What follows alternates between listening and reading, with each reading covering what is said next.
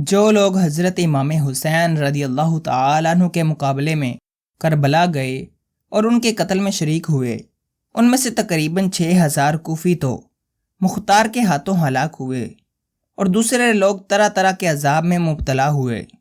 علماء کرام فرماتے ہیں کہ ان میں سے کوئی نہیں بچا کہ جس نے آخرت کے عذاب سے پہلے اس دنیا میں سزا نہ پائی ہو۔ ان میں سے کچھ تو بری طرح قتل کیے گئے، کچھ اندھے اور کوڑی ہوئے اور کچھ لوگ سخت قسم کی آفتوں میں مبتلا ہو کر ہلاک ہوئے۔ حضرت ابو شیخ فرماتے ہیں کہ ایک مجلس میں کچھ لوگ بیٹھے ہوئے آپس میں یہ باتیں کر رہے تھے کہ حضرت امام حسین رضی اللہ تعالیٰ عنہ کے قتل میں جس نے بھی کسی طرح کی کوئی مدد کی، وہ مرنے سے پہلے کسی نہ کسی عذاب میں مبتلا ضرور ہوا۔ ایک بوڑھا جو اسی مجلس میں تھا، اس نے کہا، میں نے بھی تو مدد کی تھی مگر میں کسی عذاب میں مبتلا نہیں ہوا۔ اتنا کہنے کے بعد وہ چراغ درست کرنے کے لیے کھڑا ہوا تو اس کی آگ نے بوڑھے کو پکڑ لیا، اس کا پورا بدن جلنے لگا، وہ آگ آگ چلاتا رہا یہاں تک کہ دریائے فرات میں کود پڑا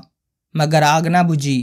اور وہ اسی میں جل کر ہلاک ہو گیا۔ اسی قسم کا ایک واقعہ امام سدی سے بھی منقول ہے۔ انہوں نے فرمایا، خدا کی قسم میں نے اس کو دیکھا، وہ اس طرح جل رہا تھا جیسے کوئلہ۔ ایک روایت میں ہے کہ ایک شخص جو لشکر یزید کے ساتھ تھا مگر اس نے کسی کو قتل نہیں کیا تھا، واقعہ کربلا کے بعد وہ اندھا ہو گیا۔ اس سے اس کا سبب دریافت کیا گیا۔ اس نے کہا، میں نے رسول اللہ صلی اللہ تعالی علیہ وآلہ وسلم کو خواب میں دیکھا کہ وہ آستین مبارک چڑھائے ہوئے اور ہاتھ میں ننگی تلوار لیے ہوئے کھڑے ہیں۔ حضور کے سامنے ایک چمڑا بچھا ہوا ہے اور 10 قاتلین حسین ذبح کیے ہوئے پڑے ہیں۔ جب آپ کی نگاہ مجھ پر پڑی تو بہت لعنت و ملامت کی اور خون میں ڈبا کر ایک سلائی میری آنکھوں میں پھیر دی۔ اسی وقت سے میں اندھا ہو گیا۔ اور حضرت علامہ ابن حجر مکی رحمۃ اللہ تعالی علیہ فرماتے ہیں کہ یزید کے لشکر کا وہ سپاہی کہ جس نے حضرت امام حسین رضی اللہ تعالی عنہ کے سر مبارک کو اپنے گھوڑے کی گردن میں لٹکایا تھا، کچھ دنوں کے بعد لوگوں نے دیکھا کہ اس کا چہرہ بہت زیادہ کالا ہو گیا ہے، تو اس سے پوچھا کہ تیرا چہرہ تو بہت زیادہ خوبصورت تھا، پھر اتنا زیادہ کالا کیسے ہو گیا؟ اس نے کہا، جس روز میں نے حضرت حسین کے سر کو اپنے گھوڑے کی گردن میں لٹکایا، اسی روز سے ہر رات کو 2 آدمی میرے پاس آتے ہیں اور مجھے پکڑ کر ایسی جگہ پر لے جاتے ہیں کہ جہاں بہت سی آگ ہوتی ہے، مجھے منہ کے بل اس آگ میں ڈال کر نکالتے ہیں، اسی وجہ سے میرا منہ اتنا زیادہ کالا ہو گیا ہے۔ راوی کا بیان ہے کہ وہ شخص بہت بری موت مرا۔ علامہ بارزی حضرت منصور سے روایت کرتے ہیں کہ انہوں نے ملک شام میں ایک ایسے شخص کو دیکھا کہ جس کا منہ سور جیسا تھا۔ انہوں نے اس سے اس کی وجہ دریافت کی تو اس نے بتایا کہ وہ روزانہ حضرت علی رضی اللہ تعالی عنہ پر 1000 مرتبہ اور جمعے کے دن 4000 مرتبہ ان پر اور ان کی اولاد پر لعنت بھیجا کرتا تھا۔ تو ایک رات اس نے خواب میں رسول اللہ صلی اللہ تعالی علیہ وآلہ وسلم کو دیکھا اور اس نے لمبا خواب بیان کیا۔ اس میں ایک بات یہ بھی تھی کہ حضرت امام حسن رضی اللہ تعالی عنہ نے اس کے لعنت بھیجنے کی حضور کی خدمت میں شکایت کی تو آپ نے اس پر لعنت فرمائی اور اس کے منہ پر تھوک دیا تو اس کا منہ سور جیسا ہو گیا اور وہ لوگوں کے لیے نصیحت بن گیا۔ علامہ ابن حجر مکی رحمۃ اللہ تعالی علیہ فرماتے ہیں کہ ایک بوڑھے نے بیان کیا کہ میں نے حضور نبی کریم صلی اللہ تعالی علیہ وآلہ وسلم کو خواب میں دیکھا کہ آپ کے سامنے ایک تشت رکھا ہوا ہے جو خون سے بھرا ہے، لوگ آپ کے سامنے لائے جا رہے ہیں اور آپ اس خون سے ان کی آنکھوں میں لگا رہے ہیں، یہاں تک کہ میں بھی حاضر کیا گیا تو میں نے عرض کیا، یا رسول اللہ، میں ان کے مقابلے میں نہیں گیا تھا۔ حضور انور صلی اللہ تعالی علیہ وآلہ وسلم نے فرمایا، تو اس کی تمنا تو رکھتا تھا؟ پھر آپ نے میری طرف انگلی سے اشارہ فرمایا تو اس وقت سے میں اندھا ہو گیا۔ ایک اور روایت میں ہے، وہ بدبخت جس نے حضرت علی اصغر رضی اللہ تعالی عنہ کے حلق میں تیر مارا تھا، وہ اس مصیبت میں گرفتار ہوا کہ اس کے پیٹ کی طرف ایسی سخت گرمی پیدا ہوئی کہ گویا آگ لگی ہے اور پیٹ کی طرف ایسی سردی کہ خدا کی پناہ۔ اس حالت میں اس کے پیٹ پر پانی چھڑکتے، برف رکھتے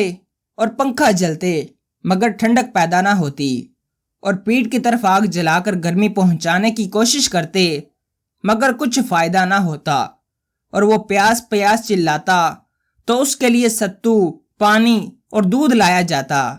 لیکن 5 گڑا بھی اس کو پلایا جاتا تو وہ پی لیتا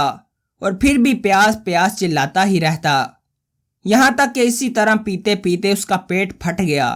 علامہ جلال الدین سیوطی رحمۃ اللہ تعالی علیہ فرماتے ہیں کہ کوفہ میں چیچک کی بیماری 1 سال ایسی ہوئی کہ جو لوگ حضرت امام حسین رضی اللہ تعالی عنہ کو قتل کرنے کے لیے گئے تھے، 1,500 اولاد ان کی چیچک سے اندھی ہو گئی۔ حضرت ابن عباس رضی اللہ تعالی عنہ سے روایت ہے، خدا تعالی نے رسول اللہ صلی اللہ تعالی علیہ وسلم کے پاس وحی بھیجی